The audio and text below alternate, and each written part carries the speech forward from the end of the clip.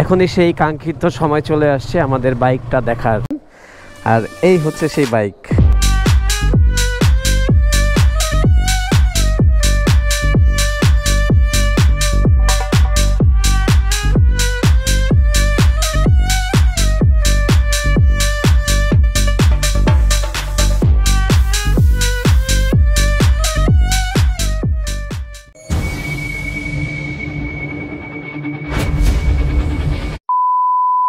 শুভ নববর্ষ, সবাইকে নববর্ষের শুভেচ্ছা দিয়ে ভিডিওটা শুরু করতেছি। এই মুহূর্তে আমার ঘড়িতে বাজে সকাল 10:56, আর আমি আছি মোহাম্মদপুর 4 রাস্তার মোড়ে। যদিও এটাকে 3 রাস্তা বলা হয়, কিন্তু আমি 4 রাস্তার মোড়ে আছি। আর আজকের ভিডিওটা খুব ইন্টারেস্টিং হতে যাচ্ছে। এখন যাব হচ্ছে আটিবাজার। আটিবাজার যাওয়ার কারণ হচ্ছে আমার অফিস কলিগের জন্য একটা গাড়ি কিনছি আটিবাজার থেকে, মোহাম্মদপুর আটিবাজার। সেই আটিবাজার থেকে এখন গাড়িটা আনতে যাব। যদিও কালকে রাত্রে বায়না করে আসছি, কিন্তু রাত হওয়ার কারণে ভিডিওটা স্টার্ট করতে পারি নাই। আর এই মুহূর্তে ঠিক ওই যে ওরা দেখা যাচ্ছে, ওরা আসতেছে। ওদের সাথে আগে কথা বলি, দেখি কি অবস্থা। এই হচ্ছে আমাদের সতীর্থ, আমরা সবাই অফিস কলিগ। এই হচ্ছে রাসেল, এই হচ্ছে মিরাজ, এই হচ্ছে অনেক, এই হচ্ছে রিফাত। চলেন আমরা এখন যাব হচ্ছে আটিবাজার। আটিবাজার থেকে গাড়িটা নিয়ে আসবো। আর সেকেন্ড হ্যান্ড গাড়ি যদিও, কিন্তু একবার ফ্রেশ কন্ডিশন নতুন একটা গাড়ি কিনছি। এই গাড়িটা কেন কিনলাম বা কি কি দেখে কিনলাম বিস্তারিত সবকিছু ওইখানে যেয়ে বলবো। এও কিন্তু ব্লগার, কিন্তু সে হচ্ছে আসলে মানে ভালো কোনো ক্যামেরা না, তার ফোনটাই হচ্ছে এক্সপার্ট, আইফোনের মতো কাজ করে। ওই ফোন দিয়েই যত ভিডিও করে ফোন দিয়েই করে। আর ওর ইউটিউব চ্যানেলের নাম হচ্ছে ট্রাভেলার মিরাজ খান, না? ওকে। আর ফেসবুকে হচ্ছে মিরাজ খান, আর ইউটিউবে হচ্ছে ট্রাভেলার মিরাজ খান। সবাই ওর চ্যানেলটা সাবস্ক্রাইব করবেন। আর নতুন বাইক যেহেতু কিনছে, এই উপলক্ষে একটা ট্রিট হবে এবং আমরা একটা ট্যুর দিব ছোটোখাটো। আর আরেকটা কথা হচ্ছে, ও কিন্তু রিসেন্টলি মোটর ব্লগ শুরু করবে। সবাই দোয়া করবেন ওর জন্য, ইনশাল্লাহ। চলো না এখন মূলত গাড়িটা কিনতেছে মিরাজ, ওর জন্য বেশ কিছুদিন যাবত একটা ভালো একটা গাড়ি খুঁজতেছিলাম। যেহেতু ওর বাজেটে কোনো সমস্যা ছিল না, একটু বাজেট বাড়ায় হলেও একটা ভালো গাড়ি নিতে চাচ্ছিলাম। মনের মতো গাড়ি অনেক দিন যাবত খুঁজতেছি, তো খুঁজতে মোহাম্মদপুর আটিবাজার একটা গাড়ির সন্ধান পেলাম। এবং গতকাল রাতে 12টা বাজে ওই গাড়ি দেখে আমরা বায়না করে আসছি। এখন বাজে সকাল 11টা, আমরা এখন গাড়িটা আনতে যাব। আর গাড়িটা হচ্ছে জিক্সার মনোটন 2024 মডেলের, 2024 রেজিস্ট্রেশন। গাড়িটার বয়স মাত্র 5 থেকে 6 মাস হবে সম্ভবত। গাড়িটার কিলোমিটার হচ্ছে 3100 সামথিং চলছে। গাড়িটা একবারই ফ্রেশ, মোটামুটি ব্রেকিং পিরিয়ডটা শেষ করার পর যে অবস্থায় থাকে আর কি, গাড়িটা ঠিক ওই অবস্থায় আছে। আমি যদিও সেকেন্ড হ্যান্ড বাইক রিলেটেড একটা ভিডিও আপলোড করছি, তারপরও একটা সেকেন্ড হ্যান্ড বাইক যেহেতু আবার কিনছি, আপনারা কি কি দেখে বাইকটা ক্রয় করবেন সেই বিষয়ে ছোট্ট একটা রিভিউ দিব। এটা হচ্ছে বুড়িগঙ্গা নদীর দ্বিতীয় সেতু, এটাকে দ্বিতীয় সেতু বলা হয়। প্রথম সেতুটা হচ্ছে বাবুবাজার ব্রিজ, আর এটা হচ্ছে দ্বিতীয় সেতু। মোটামুটি ভালোই বড়।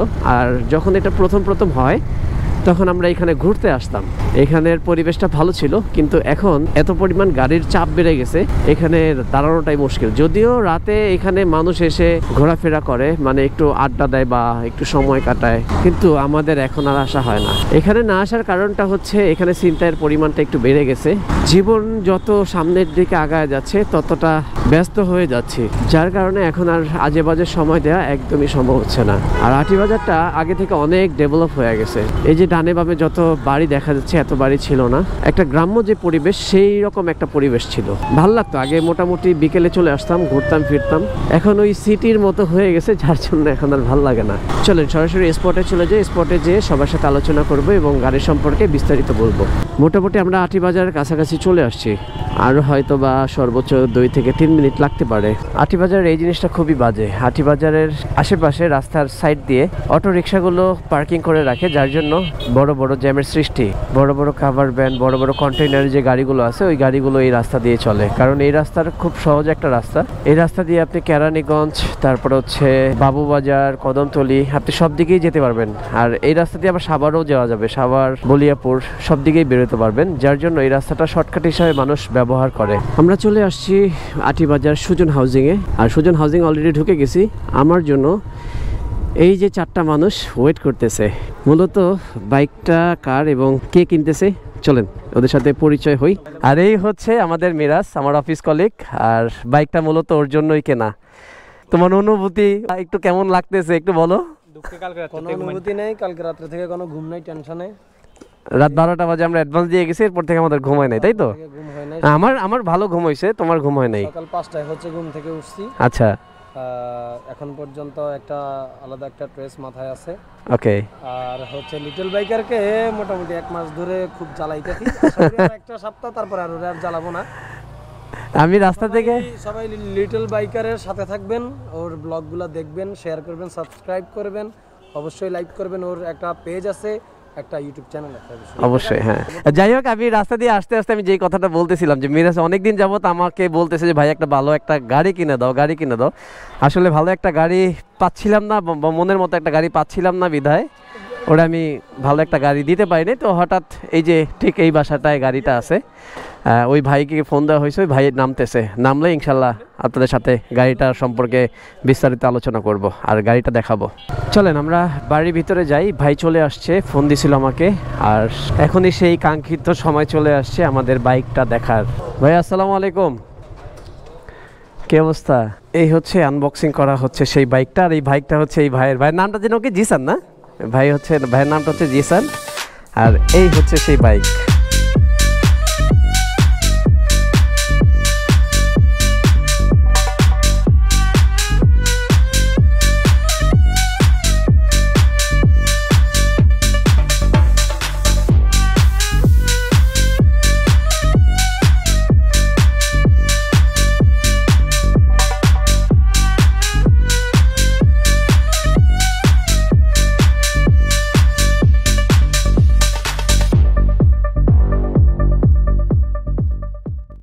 A few moments later. এই হচ্ছে আমাদের অনাকাঙ্ক্ষিত সেই বাইকটা নিয়ে বের হইলাম, টাকা পয়সা লেনদেন সব কিছু ক্লিয়ার। আর এই রাসেল ভাই 2 লিটার একটা কোক দিয়েছে, মানুষ হচ্ছে মাত্র 5-6 জন, সে 2 লিটার একটা কোক নিয়ে একা একা খাইতেছে। যাই হোক, ওই কথায় না আসি, গাড়ির বিষয়ে আসি। গাড়িতে মূলত টুকটাক কাজ আছে।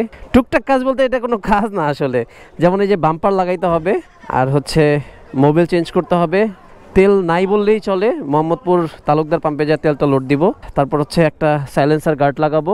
আর গাড়িটা আমার বন্ধুর দোকান আছে মোহাম্মদপুর টাউন হল, ওইখানে যাব আগে, গাড়ির সার্ভিস দিব, এবং গাড়ির সার্ভিস দেওয়ার পর তারপর হচ্ছে সবার সাথে বা সবার সামনে গাড়িটা নিয়ে যাব। গাড়িটা এখন আমিই চালাচ্ছি, দেখি গাড়ির কি অবস্থা, কেমন কন্ডিশন, এই বিষয় নিয়ে আলোচনা করব। চলেন যাওয়া যাক। ওকে ভাই, আল্লাহ হাফেজ, তোমরা সিএনজিতে যাও, আর আমরা বাইক নিয়ে রিভিউ করতে করতে আসতেছি। যেহেতু গাড়ি দুইটা, মানুষ হচ্ছে টোটাল 5 জন, 3 জন হচ্ছে সিএনজিতে চলে যাবে মোহাম্মদপুর, আর আমরা বাইক নিয়ে 3 জন যাচ্ছি। এখন যে গাড়িটা কিনলাম এই গাড়িটা আমি নিছি, আর আমার গাড়ি চালাচ্ছে হচ্ছে অনেক। গাড়িটা মূলত খুব ফ্রেশ একটা গাড়ি, মাত্র 3130 কিলোমিটার চলা গাড়ি।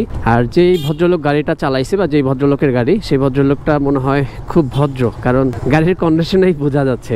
গাড়িটা খুব সুন্দর করে নিজের মতো করে চালাইছে। বিক্রি করছে কেন আসলে আমি তা জানি না। যাই হোক, সবাই তো আর কারণ বলতে চায় না, হয়তো বা অবশ্যই কোনো কারণ আছে বিদায় সেই গাড়িটা বিক্রি করে দিছে। আটিবাজার জ্যাম থেকে আগে বের হই, দেন বাইক সম্পর্কে বিস্তারিত কথা বলবো। গাড়িটাতে একদমই তেল নাই, 2টা কাটাই হচ্ছে লাফালাফি করতেছে। গাড়িটা নিয়ে মোহাম্মদপুর যাইতে পারবো কিনা জানি না, যদিও পিছনে আমার গাড়ি আছে, আমার গাড়ি ফুল লোড, যদি রাস্তায় বন্ধ হয়ে যায় তাহলে ওইখান থেকে কিছুটা নিয়ে নিব। গাড়িটার সাউন্ড হয়তো বা আপনারা শুনতেছেন, গাড়ির সাউন্ডটা খুবই ভালো। এই বাইকটা মূলত কেনা হয়েছে 1,85,000 টাকা দিয়ে, 2 বছরের কাগজ করা। 2026 সালের 11 মাস পর্যন্ত গাড়ির মেয়াদ আছে, মানে ট্যাক্স টোকেনের মেয়াদ আছে। আর গাড়ির নাম ট্রান্সফারটা এখনই করতেছি না, গাড়ির নাম ট্রান্সফারটা করব সম্ভবত এই মাসেই করব, কিন্তু শেষের দিকে। এর কারণটা হচ্ছে মিরাজের এখনও ড্রাইভিং লাইসেন্স হয় নাই। আসলে এখন ড্রাইভিং লাইসেন্স ছাড়া তো বাইকের মালিক হওয়া যায় না, এটা এখন বর্তমান নিয়ম। আর মিরাজের ড্রাইভিং পরীক্ষা হচ্ছে ঠিক এই মাসের 21 তারিখে। তো এই মাসে 21 তারিখে ড্রাইভিং পরীক্ষা দেওয়ার পর রেজাল্ট আসলে ইনশাল্লাহ ব্যাংক ড্রপ করে ফেলবো। আর ব্যাংক ড্রপ করে ফেলার পর ড্রাইভিং লাইসেন্স যেটাকে বলে, মানে অনলাইন যে ড্রাইভিং লাইসেন্সটা আছে, ওইটা যখন চলে আসবে তখন আমরা এই গাড়ির নাম ট্রান্সফার করে ফেলবো। এখন সরাসরি মোহাম্মদপুর গ্লাস ফ্যাক্টরি যাব, ওইখান থেকে কিছু কেনাকাটা বাকি আছে, যেমন ডিস্ক লক কিনতে হবে, তারপর বাম্পার কিনতে হবে, সাইলেন্সার গার্ড কিনতে হবে, আর 2টা লিভার চেঞ্জ করব। লিভার যদিও ফ্রেশ আছে, কিন্তু তারপরও একটা কমফোর্টেবলের একটা বিষয় আছে। এক্সিলেটর কেবল, ক্লাস কেবল, এগুলো চেঞ্জ করব। আর বাম পাশের লুকিং গ্লাসটা এক সাইড দিয়ে ভাঙা আছে, এটা মূলত কোনো ঘটনা না, এটা হতেই পারে স্বাভাবিক। আমার লুকিং গ্লাসও ভাঙা, একটা অটো রিক্সা বাজাই দিয়ে গ্লাসটা ভেঙে ফেলছে, এগুলো ডাজেন্ট ম্যাটার। একটা গ্লাস চেঞ্জ করতে এখন মাত্র 120 টাকা লাগে। আমার গাড়ির ব্রেকের চাইতে এই গাড়ির ব্রেকের কন্ট্রোলটা একটু আমার কাছে ভালো লাগতেছে। আলহামদুলিল্লাহ মিরাজ, তোমাকে কংগ্রাচুলেশন, মোটিভেশন নতুন গাড়ি কেনার জন্য, এবং অবশ্যই ট্রিট তো একটা পাওনাই আছে। আর তোমাকে আমি এই ভিডিওর মাধ্যমে একটা মেসেজ দিতে চাই। সেই মেসেজটা হচ্ছে, গাড়ি যেহেতু কিনেই ফেলছো, তোমার হাত এখনো ক্লিয়ার না, গাড়িটা সুন্দরভাবে হাতটা ক্লিয়ার করো। এবং মেইন রোডে আসার আগে তোমাকে চিন্তা ভাবনা করে আসতে হবে যে সময়ের চাইতে জীবনের মূল্যটা অনেক বেশি। তাড়াহুড়া করে গাড়ি চালাবা না, খুব সাবধানে গাড়ি চালাবা, স্পিড লিমিট ক্রস করবা না। আর একটা জিনিস অবশ্যই মাথায় রাখবা, বাসা থেকে যখন বের হবা, আল্লাহর নাম নিয়ে বের হবা। তুমি যখন রাস্তায় গাড়িটা নিয়ে বের হবা, তোমার মেন্টালিটি এমন থাকতে হবে যে তোমার বাসায় ফ্যামিলি আছে, তোমার বাচ্চা আছে, তো ওদের কথা চিন্তা করে অন্তত গাড়িটা খুব সাবধানে চালাবা, খুব সেফলি চালাবা। তো ভিডিওর প্রথম পার্টটা এখানেই শেষ করতেছি। দ্বিতীয় পার্ট ইনশাল্লাহ বাইকের গ্যারেজে যাব। গ্যারেজে যাওয়ার পর সার্ভিস করব, এবং সার্ভিসে কি করব, আর সার্ভিস করার পর গাড়িটার কি অবস্থা, এগুলা বিষয়ে আরেকটা ভিডিও করব, সেটা পার্ট 2-তে আসবে। ভিডিওটা যদি এখন পর্যন্ত একটু লম্বা হয়ে গেছে, তো সবাইকে এখানে আল্লাহ হাফেজ, আসসালামু আলাইকুম।